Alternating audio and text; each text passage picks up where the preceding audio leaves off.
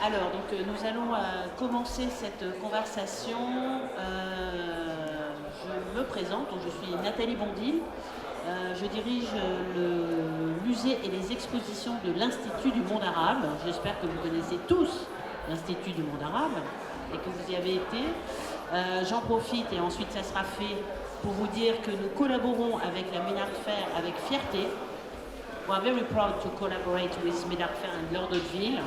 And if you want to come, I know that there is a visit which will be organized for donc Arabo Futur, science-fiction et nouveaux imaginaires. So a contemporary art exhibition which is now on display, on view at the Institut du Monde Arabe. So you are absolutely welcome. And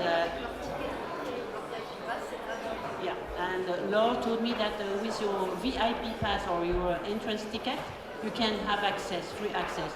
Urgent. You can just talk to me after and it will be easy. So, vous êtes bienvenue à la Mena. Honneur à toi, ma chère Laure.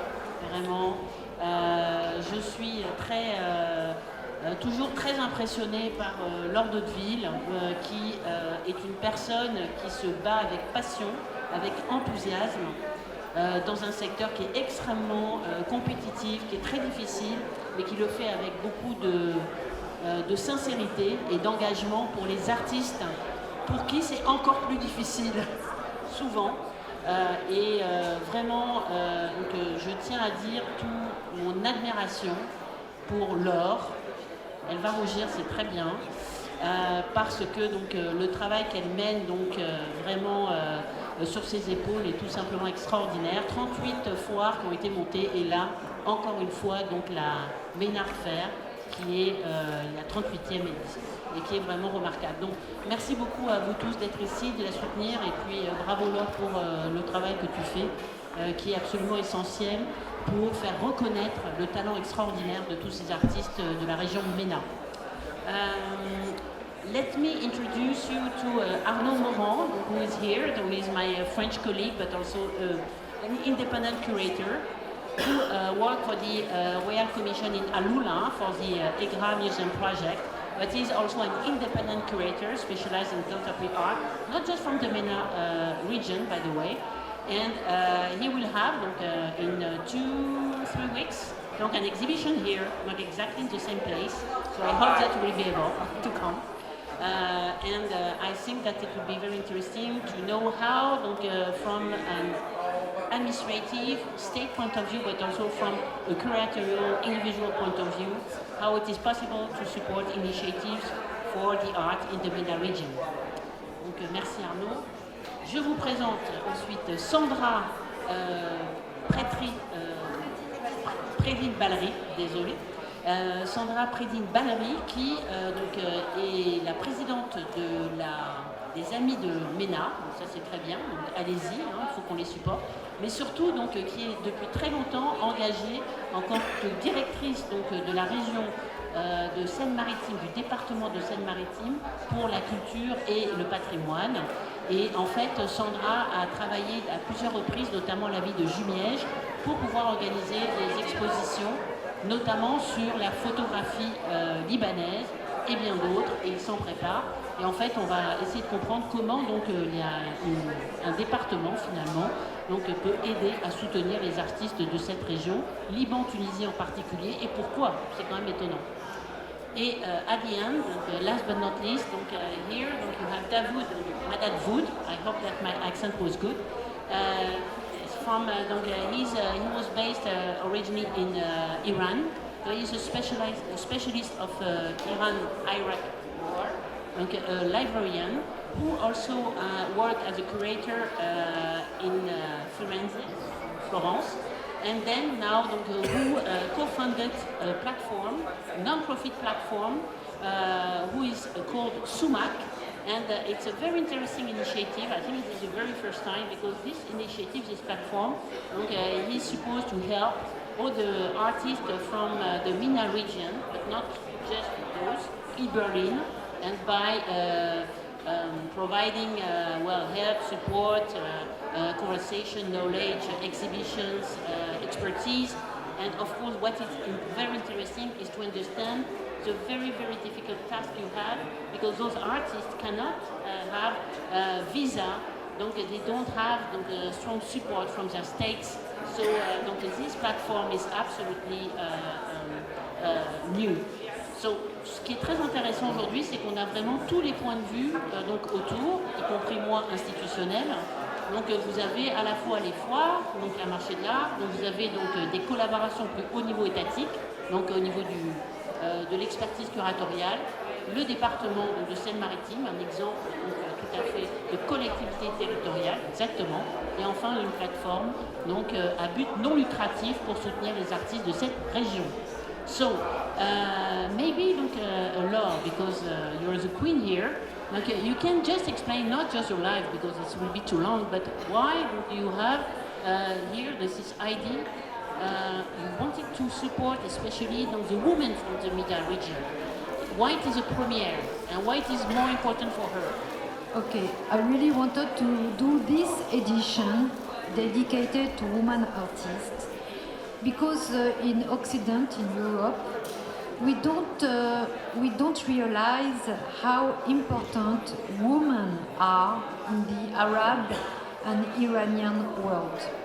I mean, I've been traveling since more than 30 years in all those countries, and each time I create an event or I create an art fair or exhibition, it was thanks to the woman who helped me a lot. Why? Because in Arabs country and in Iran also, the women are strong. The women know what they want. The women have a lot of energy. The women are full of love, full of passion, full of many events they want to do. A woman, when she wants something, she acts. A man, when he wants something, he watches. So, for me, it was important to show that it's not what we are saying in Europe, that a woman has to stay belong her husband. Of course she does, but not only.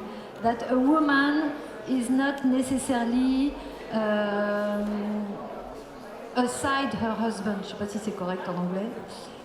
Here in the Middle East, I mean, if you want to do something, the woman talks together. The woman make networks. Example, you are in a country, you would like to meet someone, you don't know how to do, you meet a lady, you say, oh, you know this person, please can you introduce?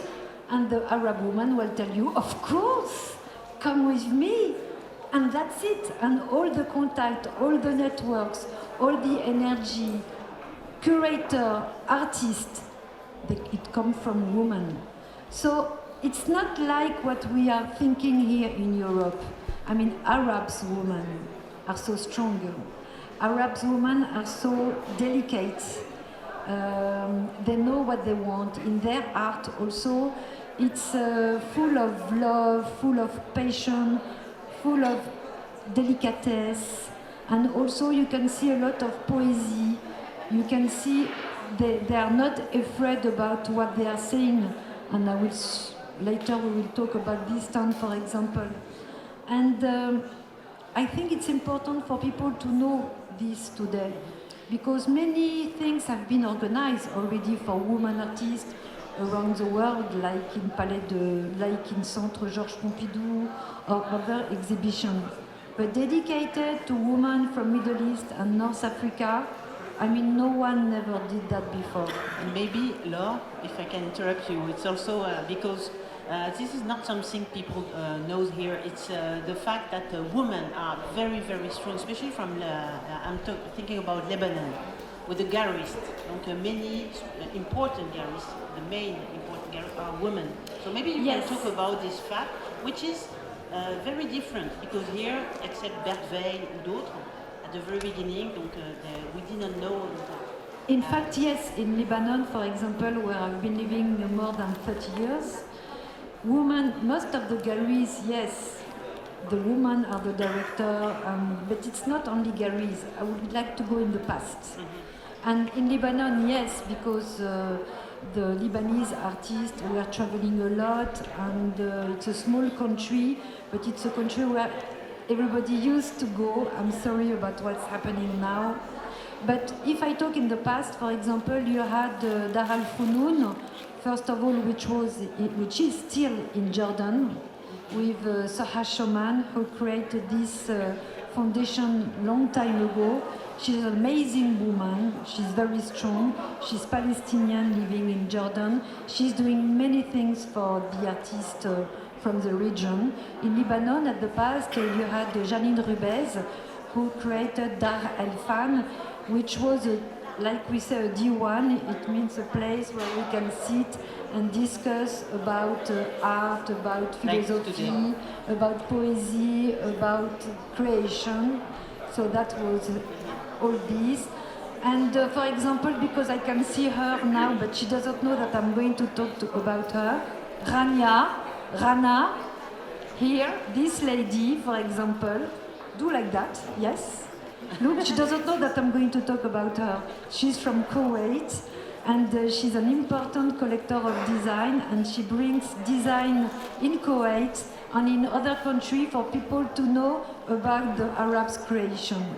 Her husband, he's a man, but if his wife was not there, khalas, he would not be someone in art. And this is, for example, a very nice couple because they are very active in art, and you are a lady. So I would like to show you that women are really important in Arab world. And okay.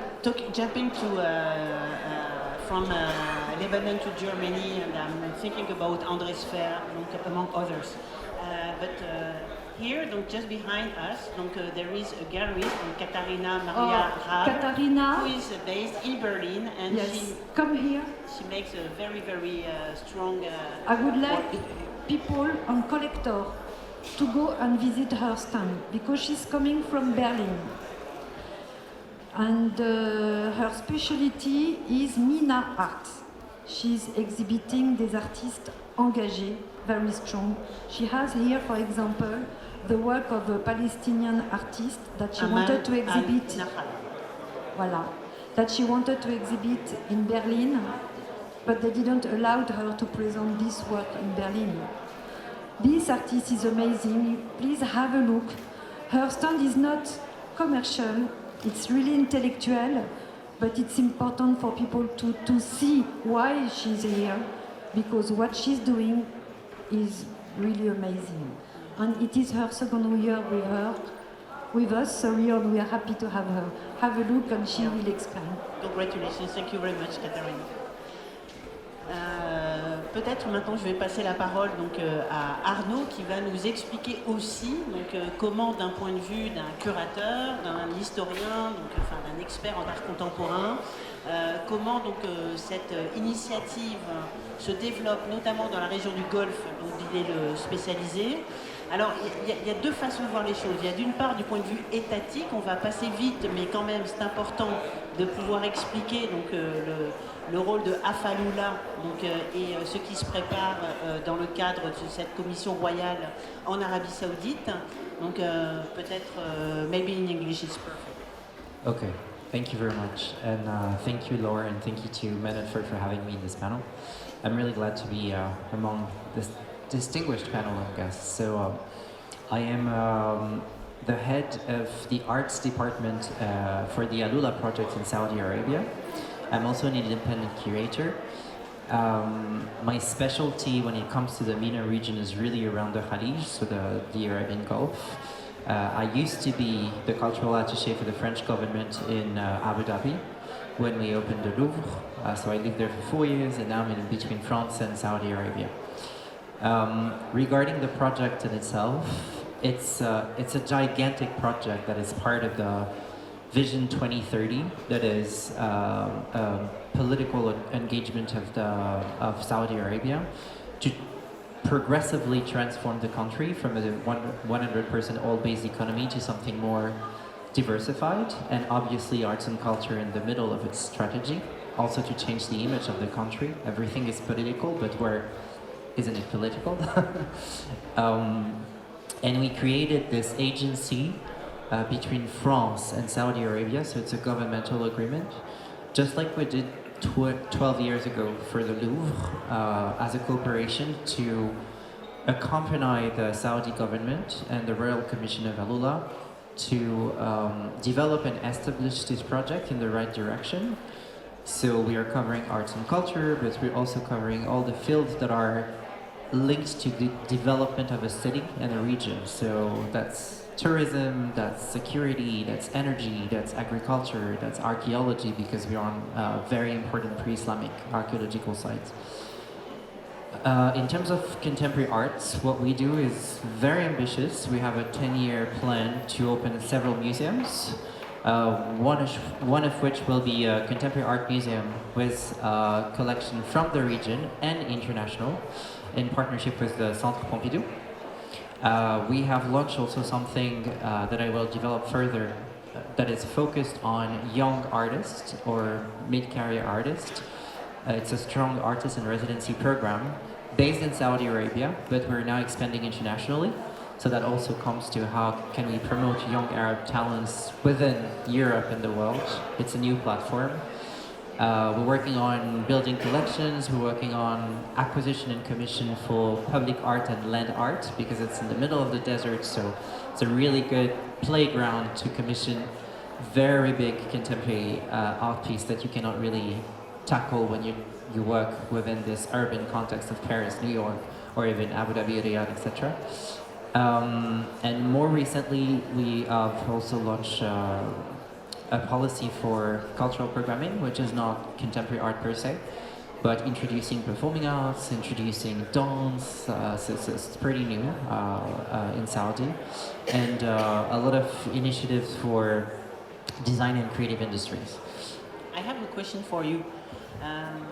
Well, in fact, I hope that you will have the opportunity to come and to visit Alula, which is absolutely breathtaking. Frankly, it's a fabulous site. But I would say that, of course, we know all about those incredible projects, 2030 projects. So, we do cooperate at the Arab World Institute with the National Museum in Riyadh. We had an exhibition about perfumes of the East. Great exhibition, very impressive, high level. But in fact, after 3 or 4 months, there were only 6,600 people who visited the exhibition, which is very, very small, as you can imagine, for such a huge exhibition. So it's true that I saw a haute couture exhibition, haute couture fashion show in Riyadh. Can you imagine? So, but how do you envision the link between such an ambition on the state level with the true accessibility to the people? How you will make this mediation? Do I have 1 hour? I'm going to be short, but we're in a very specific context of this large-scale economy investing billions in arts and culture very fast, because it all started 5 years ago in Saudi, 25 years ago in the UAE. But at first, if you want to build an ecosystem there, you have to go big, as you said. Tailor-made, super big exhibition, huge festival with 150 artists, spending a lot for production and physicality, let's say. That's the beginning of it, but that's very limitative. But you say that it is a kind of industry? I think it is. They started with some sort of industrial vision of developing the arts and culture field, creative industries, but now it's a time where everybody has heard about it. We have seen those big exhibitions, and in order for it to be sustainable, to reach the people, they need to invest on the basis to build the infrastructure. That is artistic education, that is capacity for artwork production within the country, not internationally, and that's also training, envisioning the job of an artist as a full-time job as well, because a lot of young Saudi artists that we're working with are still working for the government on the side, but they need to be full-time artists and develop also the curatorial training for this. So I think they're shifting now from something that was more doing big events and big events and big events to something that is more artist focused. And this international investment in partnerships, sending artists abroad, is key for that as well, because especially in the UAE and Saudi and Qatar and etc., they've been overusing their own artists from their country. Like, you have a fair, you have a biennale, you have an exhibition. It's good, but if you do this, it's a luxury for artists to have like a lot of money for production, but then you create an artwork, and when do you have time to research, to develop, to pose a bit? Also, by going abroad and disconnecting from time to time, you create this kind of bridges. I'll tell more later. This is it's interesting because when you work with Saudi Arabia and many countries from this part of the world, it's really a top-down effort. So it's really coming from the state, coming from the ministry, coming from the government. So, well, of course, we can just upload, but it's true that there is not the same feeling when you compare with other countries where there is bottom-up. Grassroots movements since many years, even decades, even more. For example, in Tunisia, in Morocco, or in other North African countries. So I think that we have to separate those initiatives coming from states, governments, and of course those like your fair, what is happening, for example, in Morocco concerning fairs and museums, but it is not just the only country. Continuing to talk about the support, the state support. I would love to give you another stage, and we'll go back to the artistic stage if you want, Arnaud. Alors, comment est-ce que vous envisagez, parce qu'en France c'est quand même très étonnant de voir une collectivité territoriale, un département, soutenir deux pays en particulier de la région Mena, et pourquoi d'abord cet intérêt? Alors, ça part d'abord du financement de la culture et du patrimoine en France. On le sait peu, mais en France, les politiques culturelles sont financées à 70% par les collectivités territoriales. Donc il y a là une implication très très forte dans notre pays, dans les politiques culturelles. Au département de la Seine-Maritime, en Normandie, la coopération décentralisée est aussi un axe important, et le département est engagé d'une part au Liban avec la région de Zarlé, et d'autre part en Tunisie avec la région du Kef, sur des actions de coopération en lien avec les politiques nationales de coopération menées par le ministère des Affaires étrangères et les instituts français. L'exécutif départemental a souhaité, il y a 3 ans, faire dialoguer les scènes artistiques françaises, locales, normandes, et les scènes artistiques des pays avec lesquels les coopérations étaient engagées. Et c'est ainsi que Lord Hauteville a curaté une exposition de photographes libanais, de la jeune scène photographique libanaise, présentée sur un des sites historiques en Normandie, l'abbaye de Jumièges, qui est une des abbayes majeures en Normandie. À la Wardé. En même temps que Ala Wardé, qui était présentée dans le cœur derrière, qui a fait une déclinaison en fait du projet que Ala présentait à la Biennale internationale d'architecture. Elle a redéployé le dispositif qui a été montré dans les ruines avec, vous avez raison Nathalie, une œuvre extraordinaire de Etel Hanan qui était inscrite dans le cœur du dispositif conçu par Ala Wardé, lui-même disposé dans le cœur de l'abbaye. Et cette œuvre de Etel Hanan, qui initialement avait été présentée sous forme de peinture, a été traduite en céramique. C'est la dernière œuvre de Etel avant sa disparition. Elle a accepté que ces 16 peintures soit traduite sur un médium, dans le médium céramique. C'est un médium qu'elle avait beaucoup travaillé dans sa carrière. Et ça a été l'objet de résidences croisées, d'où l'intérêt, vous voyez, de ces actions. Il y a une petite œuvre d'Etel Adnan, d'ailleurs, je le signale, quand on rentre dans la première galerie à gauche. Voilà, Galerie du Koweït. Ces 16 peintures ont été réalisées au pôle céramique Normandie. Oui. Par combien d'exemplaires? En un exemplaire. Extraordinaire. En un exemplaire. C'est Simone Fatal qui a validé, sa compagne, qui a validé la production finale, parce que malheureusement, elle est décédée entre-temps. Et ce programme de résidence d'artistes, de céramistes, cette commande de céramique a donné lieu à un programme de résidence artistique croisé de céramistes libanais et de céramistes français au Liban. D'accord. Alors, donc, Laure demande ce que l'on fait de cette céramique. Où sont-elles? Moi, en tant que conservatrice, évidemment, je veux tout savoir.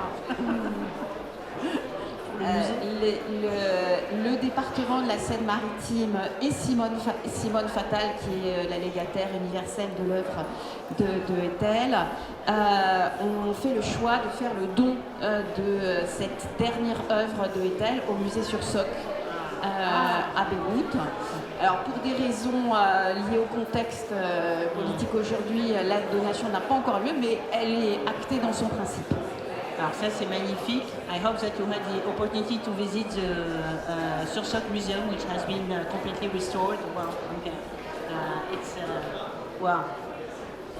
Beyond these very difficult times, we have to congratulate our colleagues, which did a fantastic job there. Alors, une autre, pour la Tunisie, donc qu'est-ce qui vous a amené, qu'est-ce que vous avez pu faire avec la Tunisie? Et surtout, dernière question, comment la population de Normandie accueille ces échanges interculturels, parce que c'est une initiative qui est quand même très étonnante parmi les collectivités territoriales en France. Il y en a d'autres. Avec les régions d'Amina? Alors, oui, je n'ai pas connaissance de tout, mais je sais que la métropole de Lyon a aussi des actions de coopération et des expositions. Il y a, après l'explosion du port de Beyrouth, le programme NAFAS, qui était porté par l'Institut français, a permis à beaucoup d'artistes de faire des résidences et d'avoir des expositions en France. Donc, je n'ai pas une connaissance exhaustive des expositions, mais il y a d'autres initiatives, c'est certain. S'agissant de la Tunisie, c'est un projet en cours. Ça sera la grande exposition de Jumièges l'année prochaine. J'en profite pour signaler que jusqu'à la fin du mois, nous présentons un magnifique projet de Laurent Grasso, Clouds Theory, qui est visible jusqu'à la fin du mois dans le cadre du festival Normandie Impressionniste, qui se clôture ce week-end. Et donc l'exposition des photographes tunisiens sera la grande exposition à Jumièges de l'été prochain. Elle sera curatée par Victoria Jonathan, qui connaît très bien la scène artistique tunisienne. Et à l'instar de ce qui a été fait pour le Liban, nous espérons que l'exposition donnera lieu à des échanges entre artistes, entre métiers aussi, entre publics. Et ça répond en partie à ta question, Nathalie. L'accueil du public est excellent parce que le public n'est pas national. Le public de l'art est un public universel, comme les objets d'art eux-mêmes. Et le public est très heureux de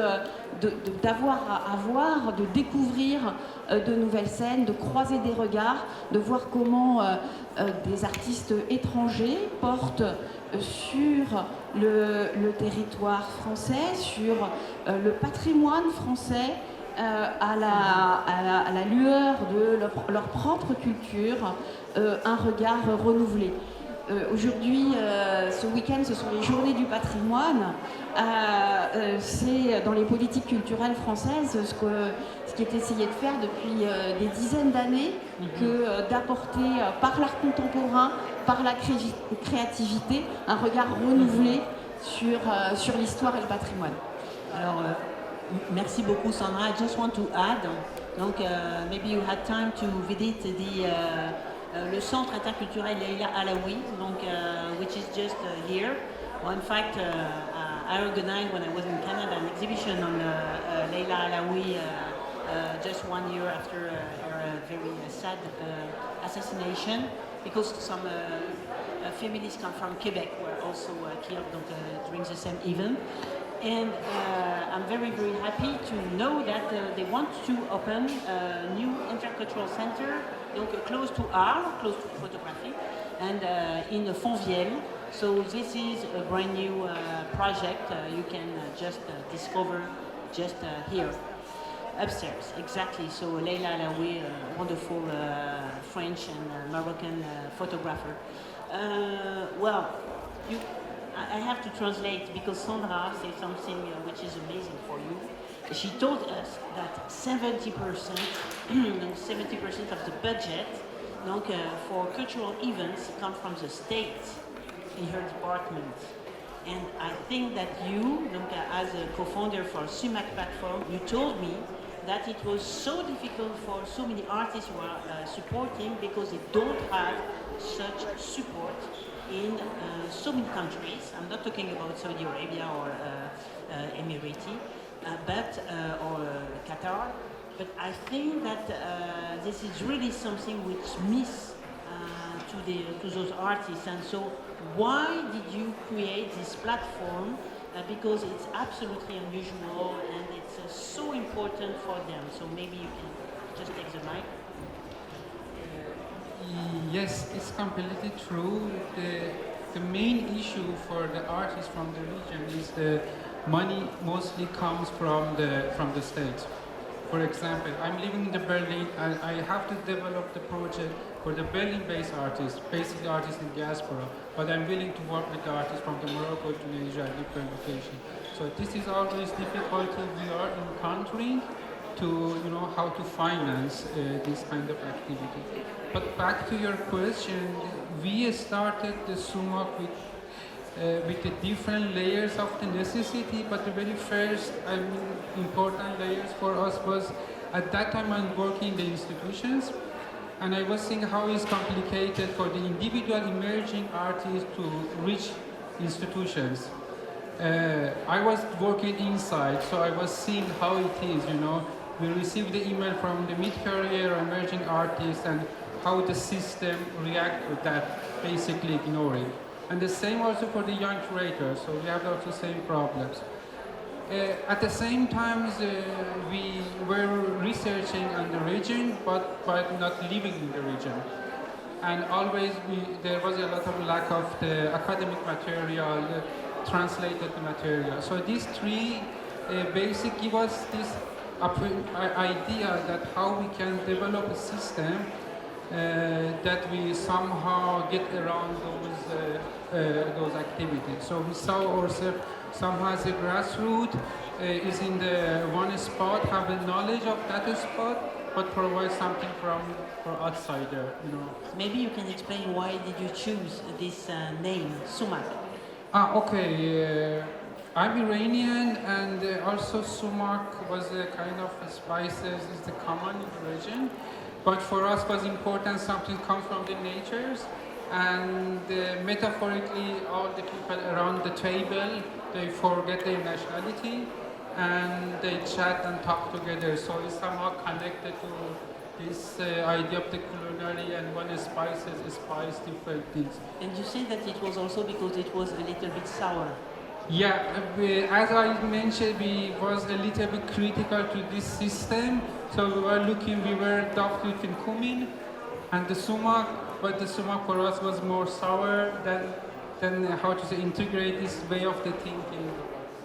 Yeah.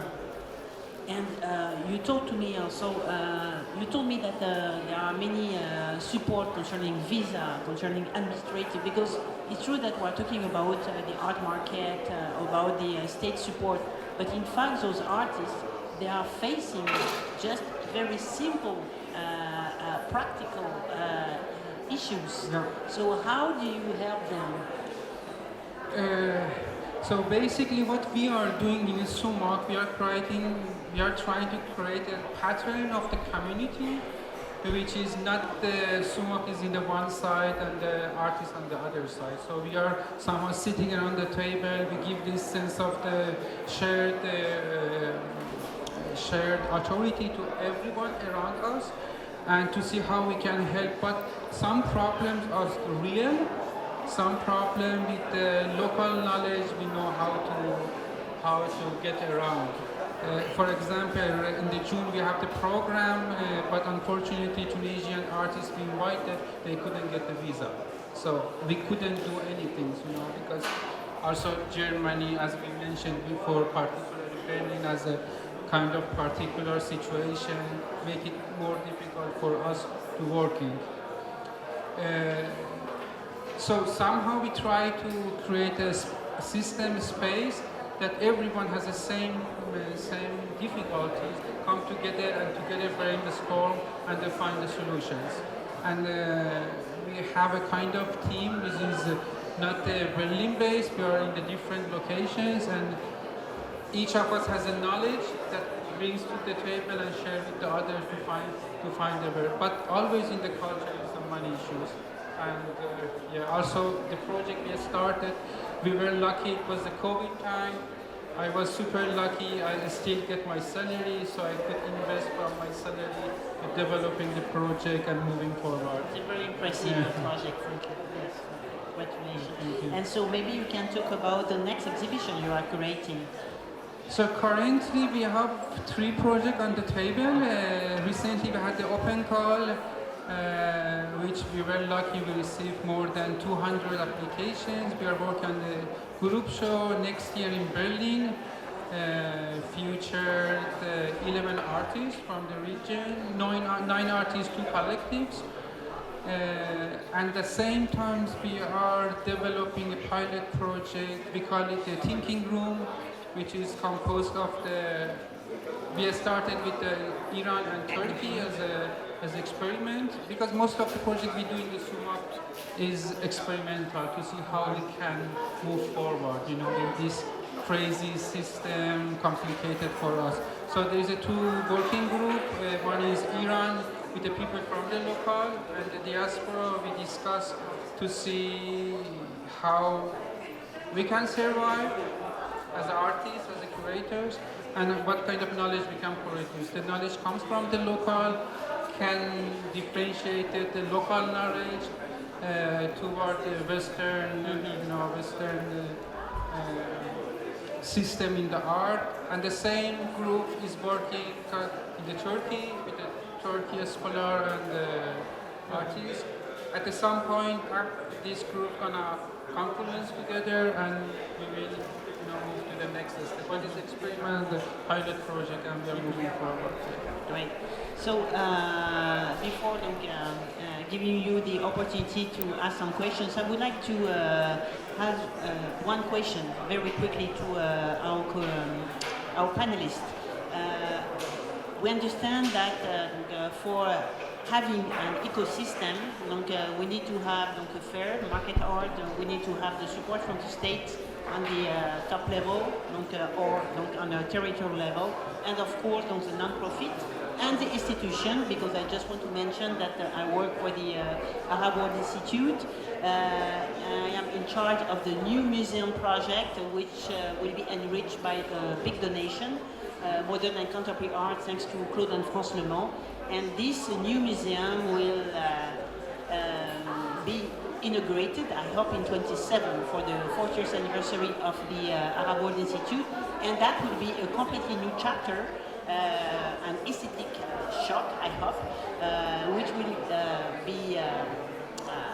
which will help to understand and to know and to discover and to promote and to recognize the art for this region, which is not at all taught in our art history books.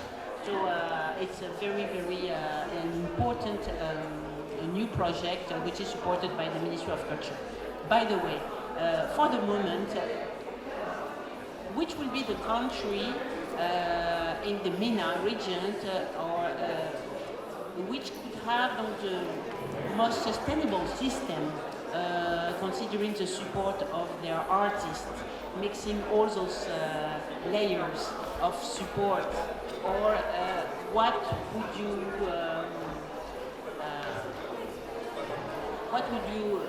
be your summary concerning this situation in the MENA region? Now I will speak in French because before I spoke in English. Déjà un peu dans l'histoire du MENA, il faut savoir que le gouvernement égyptien supportait à l'époque, dans les années 50, supportait beaucoup les artistes et l'art. Ça c'est en Égypte. Au Maroc aussi. Je dis ça parce que là nous avons un collectionneur marocain. Le Maroc soutient beaucoup les artistes. À l'époque, avant les problèmes en Syrie, la Syrie supportait c'est en anglais, supportait les artistes, notamment en leur donnant dans la vieille ville un studio pour travailler et du matériel pour travailler. Après, dans les pays du Golfe, il y a énormément de soutien, mais là je passerai la parole à notre cher ami. Mais je pense qu'il y a déjà beaucoup d'initiatives, mais c'est vrai, beaucoup d'initiatives privées. Par exemple, en Tunisie, il y a des initiatives incroyables avec la Fondation Lazare. En Jordanie, grâce au travail de Sarah Shoman, qui est incroyable. Dans les pays, au Liban, il y a beaucoup d'initiatives privées pour soutenir. Et pour le Golfe, je préfère te laisser parler. Alors, voilà, j'ai tout dit. Merci, Laure. English then. Regarding the Gulf country and especially all the new initiative of investment in arts and culture, I think it's a little early to judge if it's going to be successful or not. The fact is, there is money. And there is money coming from the government, which helps to open museums, to acquire on the art market, to subsidize the art world, and etc. But on the other hand, it's very linked to a new diplomacy policy. It has been starting very recently. And what they do need to do now, because the government money will not last forever, it's everywhere, and the oil will also run out, I know, in 100 years or so. But they have to invent a new economic model, including for arts and culture. And even now, there is all this sexiness about this region investing billions in culture, but they are doing massive cuts for collection, for the museum sector, etc., because it costs a lot of money. And the return on investment is very small because it's arts and culture by definition. So they do need to do the other way around. They do need to make sure, in terms of governmental activity, they create the laws and the system that empower the private business as well to rise, because the money, the investment, the creativity and the people will also come from that sector, and everything coming top down from the government will never be sustainable in itself. So that would be my comments. There is also something else that is for me very important to look at, especially for the Khalij, the Gulf region, is that they have an incredible pool of young artists, mid-career artists that are so talented, well-trained, they research a lot, they work hardcore. But in order to make the scene more visible, more legitimate as well on the international art world, there is a need to make sure that they're not the only voice of the state and the government, which is always difficult when you're 100% financed by the government in a country that is not democratic. And in order to do so, I really think that encouraging the youth and the young Arab scene to go abroad for long, to study, to create some partnership is very important, and to try to push always a content strategy, not the voice of the state strategy or trying to push a narrative, because it will always be limitative. Of course, they have some sensitivity, and we're in the Mena region, and we have internalized that, even as international curator working there. But by no means it means that you can't be ambitious in terms of curation, content, message, etc. And if you come back in 2 weeks here to see the exhibition we're doing, you will see that the exhibition is not called Alaula, it's not called Saudi Arabia. It's a very curatorial content on the themes of fictions in contemporary arts, which is a beautiful continuation of Arab Future, by the way, based on the philosophy of Jorge Luis Borges, ficciones from the 1940s. And in a way, it will be stronger because the arts and culture scene, which is so difficult to work with, journalists, institutional, we know them all. What do they see this region and they criticize it a lot, but what would make it more relevant? Having better artists, having better contents, and maybe then they will get interested into what is the country and what the government is doing. If it's the other way around, it will never work. C'est intéressant parce que là, je me disais, bon, il y a Art Basel, il y a donc toutes ces grandes foires donc, qui sont internationales que vous connaissez tous. Donc là, on est dans une foire donc, qui est quand même spécifique d'un point de vue géographique, ce qui est à la fois formidable, parce que donc, ça permet de porter donc, les artistes de cette région, et en même temps, donc, est-ce que ça aussi, ça ne les catégorise pas?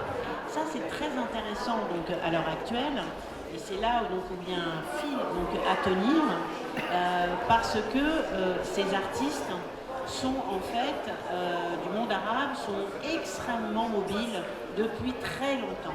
Depuis le XXe siècle et le début. On parlait donc, de la révolution surréaliste, on parlait de Gasbia Siri, on parlait de Nji et Flatoun qui sont ici. Donc, on parle donc de bien d'autres artistes donc, qui ont, comme Etel Adnan et bien d'autres, qui en fait donc, ont vraiment toujours participé à une circulation des mondes, c'est-à-dire qu'ils n'appartenaient pas à un pays avec donc, une étiquette nationaliste. Donc, énormément. Une anecdote que j'ai trouvée étonnante. Donc, il y a l'immense artiste libanaise Huguette Calan, dont je rêvais de faire donc, une exposition. Et il y a eu plusieurs années, donc bien avant que je n'arrive, donc on avait proposé donc à l'Institut du monde arabe de faire une exposition sur cette artiste libanaise, mais qui était aussi présente en France, présente aux États-Unis, un peu comme était Adnan par ailleurs. Et en fait, elle n'était pas à l'époque, donc on était encore dans la fin d'un certain panarabisme assez arabe. Donc vous voyez donc la curiosité et l'étrangeté de ces catégories. Maintenant, et ça me frappe, ce que l'on accorde donc facilement à une scène contemporaine africaine, c'est-à-dire donc d'avoir des artistes qui sont en fait, qui appartiennent à un monde multipolaire, donc qui sont transnationaux, donc qui sont nés à un endroit, ont étudié un autre, vendent un autre, exposent ailleurs. En fait, cette scène que l'on apprécie tant parmi les artistes en art dit africain, c'est un continent, c'est immense, donc contemporain, en fait, nos artistes et les artistes arabes, et on l'a vu donc avec l'exposition superbe Présence arabe au musée d'art moderne de la ville de Paris récemment, donc ont toujours fait partie de cette circulation des mondes. Paris, capitale des arts arabes. Donc il y a eu toujours des échanges dans un sens et dans un autre. Et c'est ça qu'il faut absolument raconter à nouveau, parce que cette histoire de l'art, que j'ai apprise, j'ai un certain âge maintenant, donc elle faisait fi, donc elle oubliait tous ces échanges, toutes ces diasporas, toute cette richesse interculturelle. Et en fait, je conclurai en disant, comme Édouard Glissant, qui est un de mes philosophes préférés, c'est que voilà, on a un rendez-vous là où les océans se rencontrent. Et je crois qu'avec ce monde méditerranéen qui nous est si cher, c'est exactement ce qui est en train de se faire dans notre nouveau siècle, avec les nouveaux musées, avec les foires et avec toutes ces initiatives portées par les uns et par les autres. Merci beaucoup. Donc c'était ma conclusion. But maybe you want to conclude because I was if you have something special to say to our audience, Sandra Can you? No, nothing particular I can add, but I can just ask, thanks Mena Fair, because they can create this atmosphere, also non-profit or a small initiative join to have a small voice, because when I'm speaking here, I'm just not speaking as a SUMOC, as co-founder of the SUMOC, I'm speaking and representing the artists who are collaborating.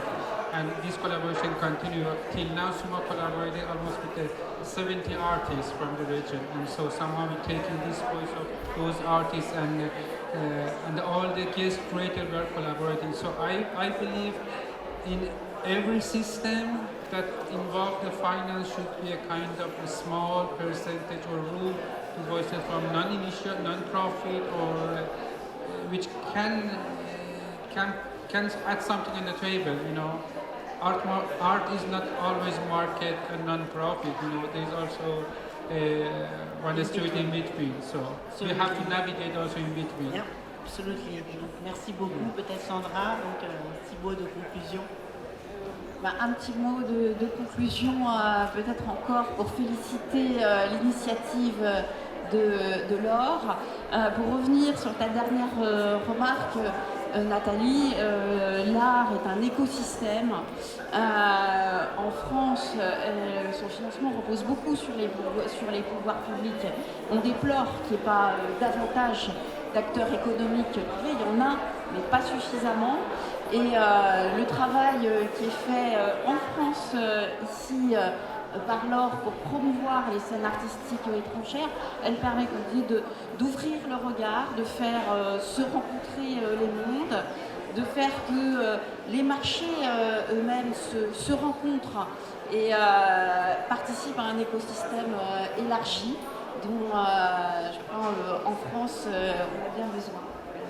Merci beaucoup. Peut-être que vous avez des questions. On est là, c'est quand même très intime et sympathique. Avant la formidable présentation que nous attendons de Sultan Al-Hassimi, parce que alors s'il y a une des grandes collections, c'est la Bargile, mais la Matrafe est encore plus exceptionnelle, et celle de Massif Mondara, excusez-moi. Donc est-ce que vous avez des questions? Oui, monsieur. Je vais répéter votre question. Ah, et Laure est adorable, elle se lève pour vous. Gérard. Hello, my name is Gerard from Amsterdam. I've been to the Islamic Biennale in Jeddah last year and to Al Ulla this year. When will there be the first Riyadh Art Fair?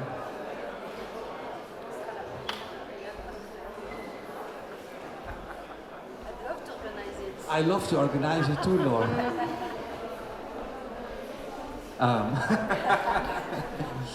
So I'll have to ask my colleague, but I'm not working on the market per se. I know that there are some discussions, but to be honest, I think that the government in Saudi started with biennales for a reason. They started with the Riyadh Biennale for contemporary art and the Islamic Art Biennale, which is a mix of Islamic art and contemporary art, because they also wanted to position themselves on the map with content first rather than market, because they're also very identified as a marketplace in the region. But also, we all know there is a competition super strong in the Gulf countries that are all neighbors in a very small region. But at some point, you also need to be pragmatic. There is already a regional platform for the market. It's Art Dubai. And it's like a 2-hour flying distance. These are the same clients, these are the same artists, these are the same gallery that would come. So maybe there will be something like this in Riyadh, but how do you complement the two? Because they will be very similar in a way. And as myself from the market, because we know each other for a long time, you came to Beirut Art Fair many times.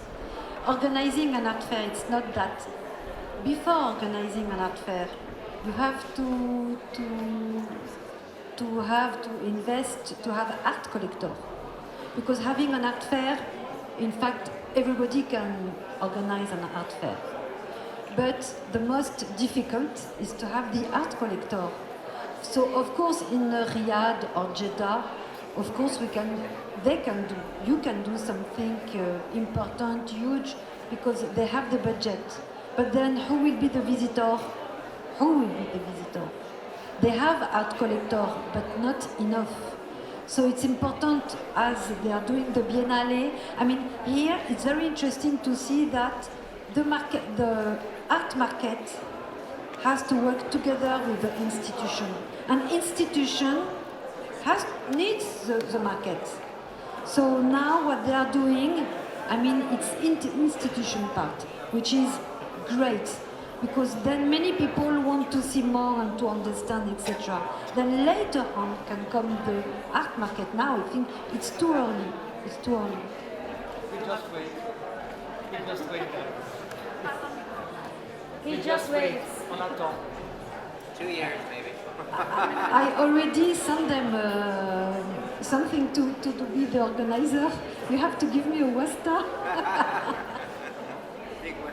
I wanted to say something else in continuation of what you have said. There's always this kind of resistance or looking down on the market, because there's exchange of money, and then you're thinking people are doing it for financial reasons and things like that. But something much more important happens with an art fair and with the market, is once people own it, once people have personal attachment to art, that is when really things start going, and it's about building the community. And building the community, part of it, hopefully not that expensive, it can engage the community at large. And that's the important part, that what happened also in Dubai for many years. It's right. Any other question? My question goes to you as well. You mentioned that Saudi Arabia set a really ambitious goal, 2030, to build a lot of museums. As a self-dependent curator, what are your major challenges? Because you mentioned something because of the art acquisitions or artwork acquisitions, but what are the major challenges for you while acquiring them or acquisitioning period that you are facing? Thank you. So the 2030 strategy that I mentioned is not only for arts and culture. That's something that the government launched 5 years ago maybe, which is a global national initiative to reach some goals that are strategic per sector. So there is arts and culture, there is architecture, there's tourism, there is renewable energy. It's really some sort of a brand to put all the efforts and the strategy of the country till 2030. For arts and culture, it's the development of cultural assets, museum, the development of the market, galleries, the development of production capacity. So that, for example, if you want to produce a massive artwork, you don't have to delocalize in Dubai or in the USA or etc. When it comes to acquisition, I don't think there is any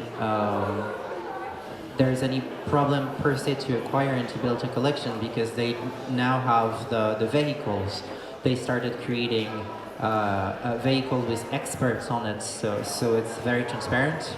They publicize the experts that are consulted for the acquisition, just like any museum would do, so that the collection cannot be criticized, you can trace the artwork and etc. But it's not exactly like this at first, so now it's established, which is good.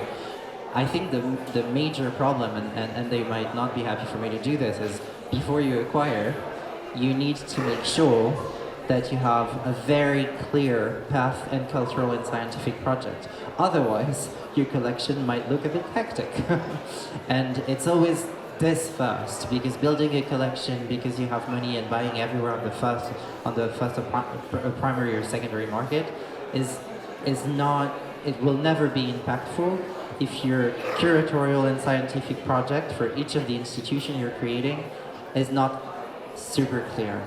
So for me, in this very fast-paced economy and growing in terms of arts and culture, we need to be a little bit slow pace, to give the time to experts, to set that in stone, and then we know where we're going.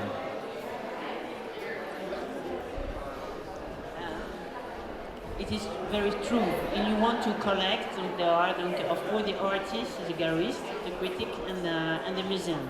So all those four partners are absolutely important. But I'm very, very confident because there are new Guggenheim, which will be inaugurated in Abu Dhabi at the very end of this year.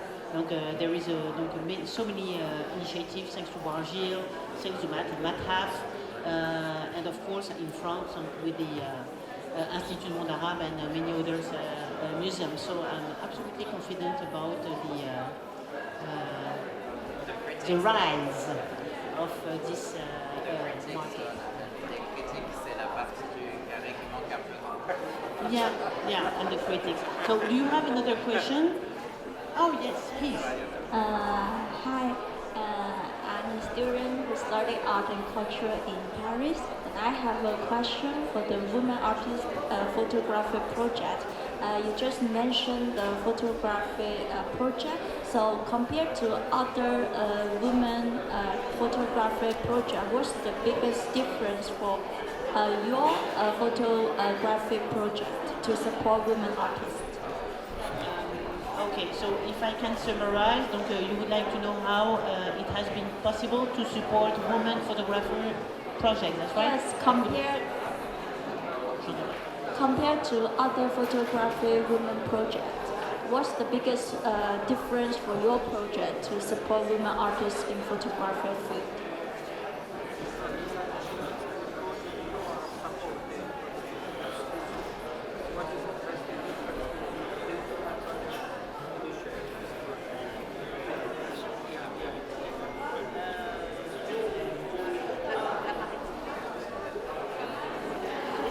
About the gender difference? Are you talking about the gender difference, or you would like to know more about this precise project? Okay.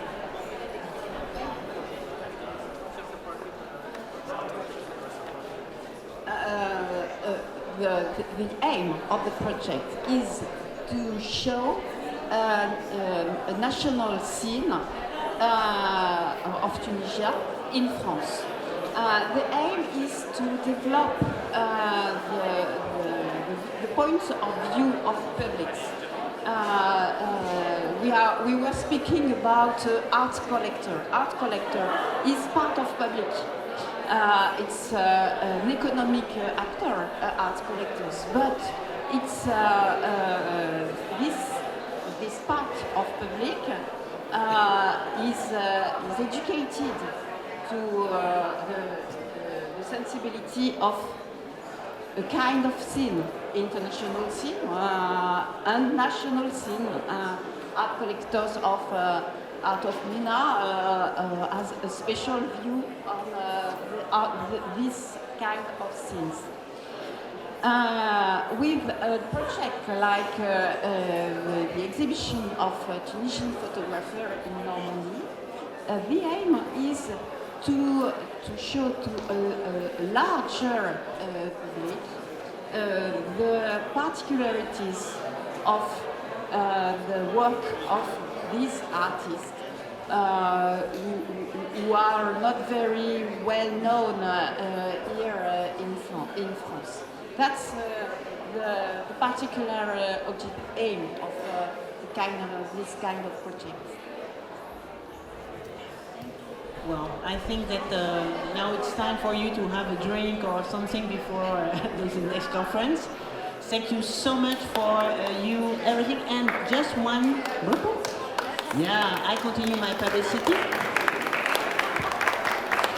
Now there is also a small stand here for the IMA bookshop. But IMA bookshop is very, very big. But I want also to show this very interesting book. Is in French by Brahim Alaoui. It's not by IMA, but Brahim Alaoui was the former director for the collection at the museum. He's from Morocco, and he was the very first to buy modern and contemporary art from the Arab world since 85. So this book is super interesting because he talks about all the artists, each artist he made. So thank you so much. Merci infiniment pour votre patience. Merci.